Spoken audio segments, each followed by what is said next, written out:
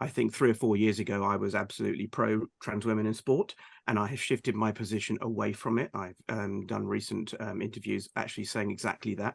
With the decision by British Cycling, for example, I actually agree with it, and I disagree entirely with Emily Bridges' kind of vociferous and vitriolic reaction to it, suggesting that it's a violent act to exclude her from cycling. And the language used, I was actually ashamed that it came from our side about it. Let's just try and demonstrate, perhaps, then how we can talk about gender by just picking one of the many issues. For example, sport.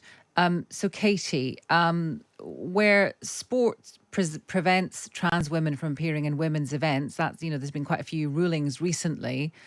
What is your feeling about that? Do you think that trans women should be able to appear and compete against women?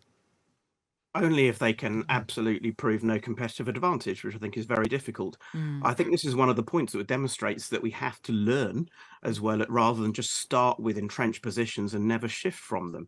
I think 3 or 4 years ago, I was absolutely pro trans women in sport, and I have shifted my position away from it. I've done recent interviews actually saying exactly that.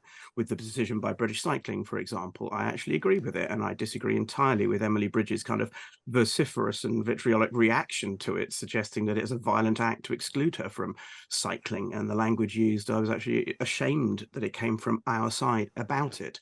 I think that there are just known that there are dozens of studies that show that the male-born advantage does not disappear. So I think the onus is upon people like me to actually prove that we have no advantage first, rather than to start with a default kind of entryism. So I think it's unlikely that there will be many people in women's sport who are male born in the future, because it's going to be very hard to prove that. Mm. I think that's something, in fact, that we can discuss. And I think it's evident that we can discuss it politely and actually come to a decent conclusion on it. Kathleen, you will know that many trans people, not all, because you can't talk about any group of people with any kind of, I feel uniformity. Many trans people feel like the world wants to deny their existence, and that they feel uncomfortable and angry that the debate goes on around them when they feel that their humanity is being stripped away from them. Do you have any sympathy with them about this feeling of oppression?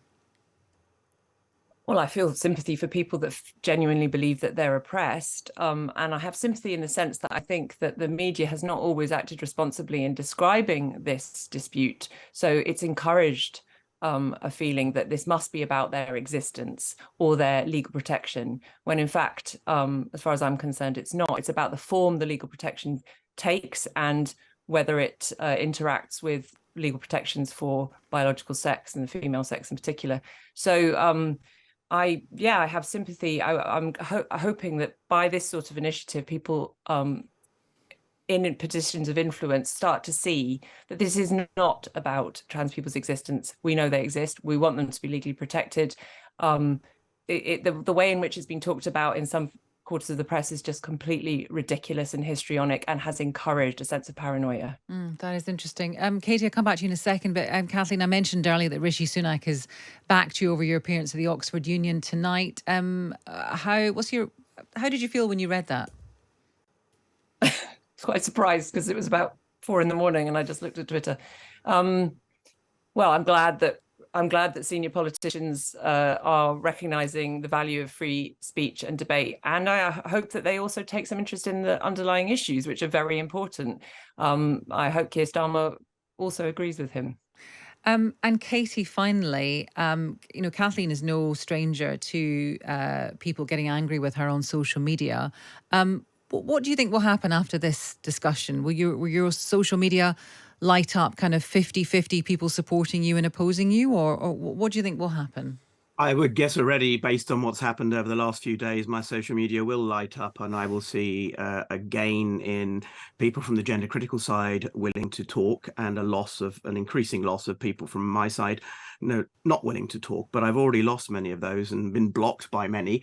I've been blocked by people on the gender critical side as well. And to be fair, I've had abuse from both sides. The middle ground is a lonely place, and that is firmly where I've planted my flag. A flag that says let's talk. And not everyone does, and that is true to some extent of both sides, even those that say they do.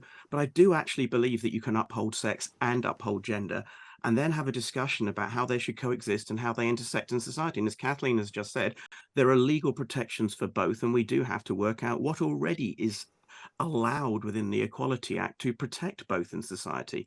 But we've got to find a way to do that respectfully. In the same way that we uphold faith and sexuality where they may disagree, we need to uphold sex and gender. Well, I hope we can speak to both of you again another time and maybe go through some of that. Katy, thank you. Katy John Went, transgender activist, and also former university professor Kathleen Stock.